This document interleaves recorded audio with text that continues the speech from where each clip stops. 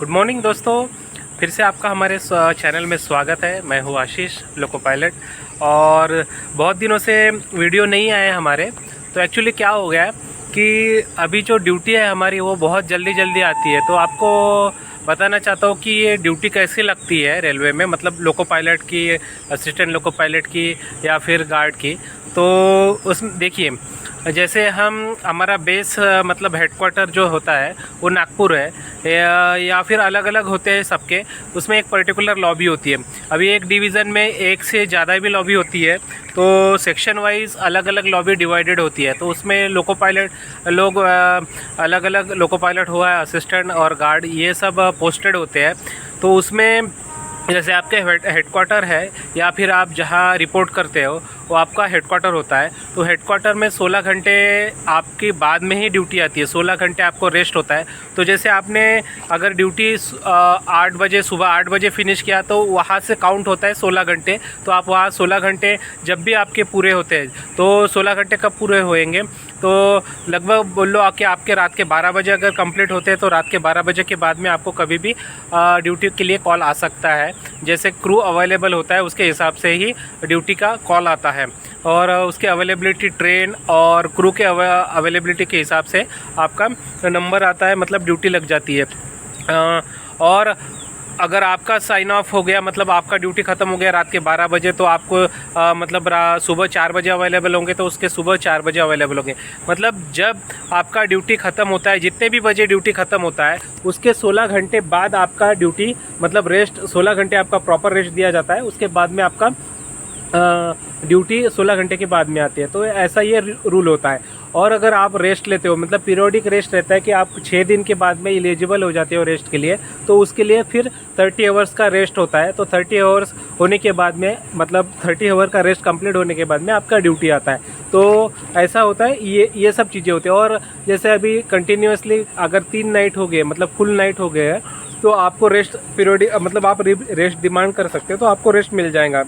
तो अभी क्या हुआ कि अभी समर का सीज़न चालू हो गया, सब बच्चों के वैकेशन, मतलब ज़्यादातर लोगों के वैकेशन चालू हो गए, शादी ब्याह का टाइम है। तो ऐसे में क्या होता है कि रश, आपको पता है कि रश ज़्यादा हो गया है। तो ऐसे में स्पेशल गाड़ियाँ चलाई जाती है, मतलब समर स्पेशल, शादी स्पेशल। तो उसमें क्या होता है कि क्रू ज़्यादा, मतलब गाड़ियाँ ज़्यादा चली, मतलब ज़्यादा क्रू होता है, ज़्यादा क्रू लगता है।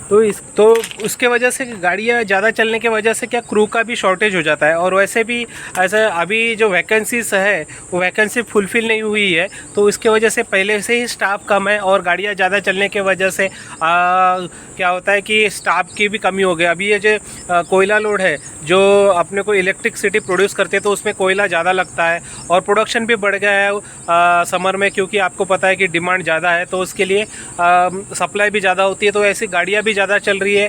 तो पहले से ही स्टाफ की कमी और उसके ऊपर से ही ये गाड़ियाँ ज़्यादा चलना, इसके वजह से क्या हो जाता है कि स्टाफ की कमी की वजह से हमको रेस्ट कम मिल जाता है। जैसे जनरली अगर स्टाफ अच्छा रहा तो हमारी ड्यूटी 16 घंटे नहीं, आपको 18, 20, 22 घंटे ऐसा रेस्ट भी मिल जाता है हर एक ड्यूटी होने के बाद में। हम जब भी जाते हैं, बाहर निकलते हैं, तो आपको मतलब 10 घंटा काम करना है, उसके बाद में रनिंग रूम में रुकना है, मिनिमम 8 घंटा तो रुकना है। उसके बाद वापस वहाँ से गाड़ी लाना है, मतलब हो गया वो 8 घंटे, 8 या 9 घंटे। तो ऐसे लगभग हम घर से बाहर 30 घंटे रहते हैं। तो 30 घंटे के बाद में अगर घर वापस आते हैं तो हमको मिनिमम 16 घंटे, यानी मतलब कुछ भी नहीं होता, क्योंकि हमारे मतलब आपको अगली ड्यूटी के लिए तैयार होना है, तो आपको मिनिमम 8 घंटे सोना है। उसके बाद में घर के काम रहते हैं, मतलब जैसे अभी फैमिली में मैं अकेला हूँ, मतलब मेरे ऊपर सब कुछ जिम्मेदारी है, तो मेरे को सब कुछ देखना पड़ेगा, घर का किराना, छोटी मोटी चीज़ें, ऑफिस के काम, बैंक के काम, बच्चों का स्कूल, ये सब चीज़ें भी उसी रेस्ट में करना है।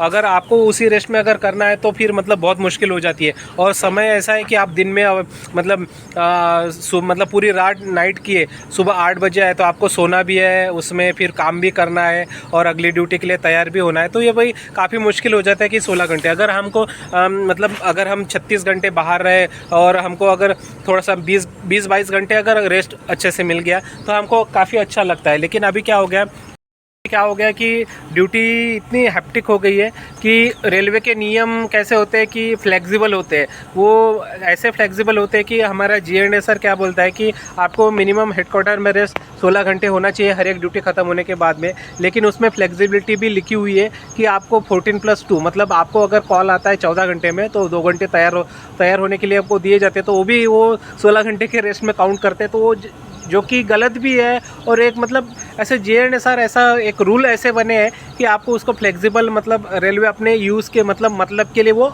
अच्छे से यूज़ कर सकती है। तो हमको क्या 14+2 में जाना पड़ता है। अभी जैसे मैं कल शाम को मतलब शाम को नहीं, मैं 11:15 बजे फिनिश किया था, तो रात के 3:15 बजे मैं अवेलेबल था, मतलब मेरा रेस्ट कंप्लीट हो रहा था। तो मेरे को कायदे से 16 घंटे मतलब 3 बजे 3:15 के बाद में कॉल आना चाहिए, लेकिन मुझे कॉल आया 2:30 पे। लेकिन मैंने उठा लिया, क्योंकि अगर मैं वो कॉल नहीं उठाता, मतलब लगभग 15 घंटे के बाद में मेरे को कॉल आया, वो कॉल नहीं उठाता तो होता कुछ नहीं।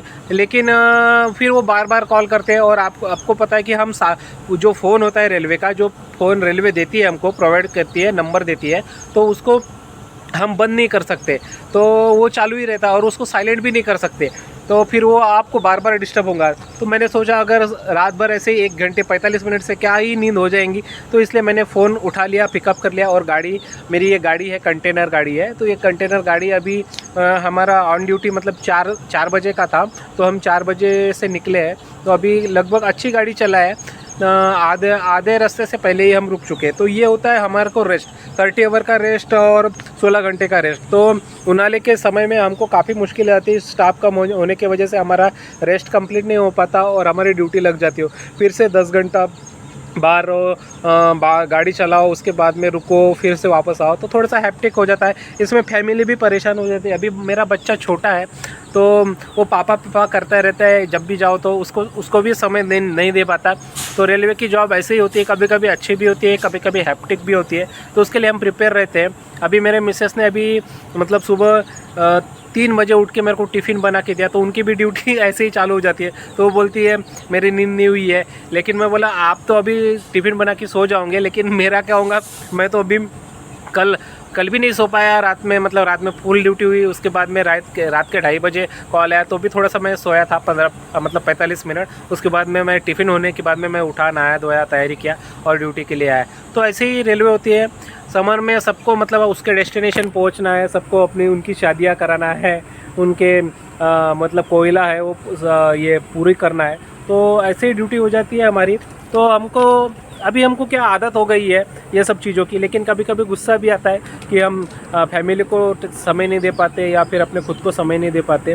तो दोनों चीज़ें हैं, कभी अच्छा भी लगता है, कभी बुरा भी लगता है। तो अब वैसे तो हम क्या, ये लाइफ है तो इन्जॉय करते ही चलते हैं कि हम अभी रुके हैं तो थोड़ा बहुत इन्जॉय कर लिए, आपके लिए वीडियो ब्लॉग बना लिए, इसमें ही हमारा इन्जॉयमेंट है।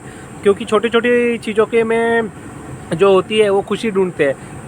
मैं आपको बताना चाहता हूँ कि ये जो GNSR होता है, मतलब आप GR बोलते हो ना, तो उसका GR मतलब प्रॉपर मीनिंग नहीं होता। ये होता है कि जनरल रूल्स एंड रेगुलेशन, मतलब किसी भी ऑर्गेनाइजेशन के लिए जनरल रूल्स एंड रेगुलेशन होते हैं, उसको GNSR बोलते हैं। और आम जो पब्लिक बोलती है GR बोलती है। तो जैसे सरकार ने GR ला लिया, ये कंपनी का GR अलग है, वो कंपनी का GR अलग होता है। तो हमारे रेलवे में भी GR होता है। GR का मतलब होता है जनरल रूल एंड रेगुलेशन। तो वो रूल सबके लिए होते हैं, कंपनी के अलग होते हैं, कोई गवर्नमेंट के अलग होते हैं। तो ऐसे GR हमारे भी GR होता है। तो उसमें GR मतलब हमारी भगवत गीता मान लो, मतलब अलग अलग धर्म के लोग होंगे तो भगवत गीता और बाइबल, ये कुरान, हमारे लिए ये GNSR यानी वही हो गई। ये हमारे लिए वही मतलब उसके जो लिखे होते हैं, जो नियम कानून, उसके नियम कानून के अनुसार ही रेलवे चलती है, मतलब उसके। और हमको डिफेंड भी वही करते हैं कि हम अगर कोई गलत हो रहे हैं तो GNSR को मतलब सामने देखें आपको। तो ये जो GNSR होती है, ये GNSR पूरे भारतीय रेलवे में लागू होती है और सबके लिए सेम होती है। लेकिन भौगोलिक कारण अलग अलग होने की वजह से, जैसे कहीं पहाड़ है, कहीं बर्फ़ गिर रही है कश्मीर में, या फिर कहीं समुंदर है, तो ऐसे में क्या होता है, उसके सब्सिडियरी रूल्स बने जाते हैं। तो उसको SR बोला जाता है, सब्सिडियरी रूल्स, SR। तो SR रूल क्या होते हैं, थोड़े से उनके जैसे GNSR होता है, GNSR के रूल को ही मतलब फ्लेक्सिबल बनाने के लिए उनको एसआर दिया जाता है। मतलब एसआर होते हैं जैसे अलग अलग डिवीज़न के, तो नागपुर का अलग होगा, नागपुर डिवीज़न का, फिर मुंबई डिवीज़न का अलग होगा, भोपाल डिवीज़न का अलग होगा, बिलासपुर डिवीज़न का अलग होगा, यूपी, बिहार, ऐसे मतलब लखनऊ, ये सब अलग अलग जगहों के एसआर थोड़े से अलग होते हैं, क्योंकि वो भौगोलिक होने की वजह से, भौगोलिक कारणों की वजह से एसआर को थोड़ा सा मॉडिफाइड किया जाता है कि भाई कि वहाँ भौगोलिक कारण, भौगोलिक जो दिशा मतलब भौगोलिक कार्य ये होते हैं, सरफेस होते हैं वो अलग अलग होते हैं, तो इसके वजह से वो अलग अलग नियम थोड़े से बदलने पड़ते हैं। तो वो एसआर में थोड़े से मॉडिफिकेशन या फिर फ्लेक्सिबल बनाने के लिए एसआर बनाए जाते हैं। और किसी रेलवे स्टेशन की उसकी वर्किंग अगर जानना हो तो उसमें स्टेशन पे अवेलेबल होती है, उसको बोलते हैं स्टेशन वर्किंग रूल। ठीक है, तो ऐसे अलग अलग रूल्स होते हैं और अलग अलग नियम होते हैं। उनको नियम को मतलब गाड़ियाँ चलाने के लिए कुछ नियम बनाए गए, वो बहुत पहले से ही बनाए गए। जैसे अंग्रेज़ों के ज़माने से वो नियम बनाए गए, उसमें काफ़ी मतलब सुधार भी आया, मॉडिफिकेशन भी आया। तो ऐसे उनकी वजह से अब रेलवे चलती है। तो आपको होप पता चला होगा कि जीआर क्या होता है, एसआर क्या होता है और स्टेशन वर्किंग रूल क्या होता है। तो ये सब अलग अलग होती है और ये सभी डिपार्टमेंट जीआर को भी, एसआर को भी मानते हैं और जीआर को भी मानते हैं। तो होप आपको जीआर एंड एसआर भी समझ गया होगा। तो अभी मैं थोड़ी सी, अभी मेरा कैसा है कि ड्यूटी का शेड्यूल बहुत ही हैप्टिक हो चुका है, तो इसके वजह से मैं थोड़ा सा मतलब वीडियो जल्दी नहीं आ रही है। और मेरे अभी क्या शादी का भी सीज़न था, तो मिसेज़ भी शादी के लिए गई थी, मैं भी शादी के लिए गया था, तो हम थोड़े से बिज़ी हो गए थे, बिज़ी शेड्यूल। मतलब हम ड्यूटी करके, मेरे को वैसे तो छुट्टी नहीं मिली थी, लेकिन वही ड्यूटी मतलब रेस्ट में मैं अपना फंक्शन अटेंड करके आया, तो इसके वजह से मेरे को थोड़ा सा हैप्टिक हो गए थे, इसलिए हमारे वीडियो नहीं आ रहे थे। तो अभी आगे कोशिश करूंगा कि अगली वीडियो नेक्स्ट आए, क्योंकि अभी मैं बताऊंगा कि अगले वीडियो में मैं बताऊंगा कि गाड़ी डायरेक्शन कैसे चेंज करती है और इंजन को आगे से काटकर पीछे कैसे लगाया जाता है, या दूसरी गाड़ी को इंजन कैसे लगाया जाता है घुमा के, तो ये घुमाने की प्रोसेस क्या होती है। तो होप आपको ये वीडियो अच्छी लगी होंगी। तो आप हमारे साथ ऐसे ही जुड़े रहिए, हमको सपोर्ट कीजिए, लाइक कीजिए, सब्सक्राइब कीजिए और हो सके तो शेयर कीजिए। Thank you. जय हिंद, जय रेलवे।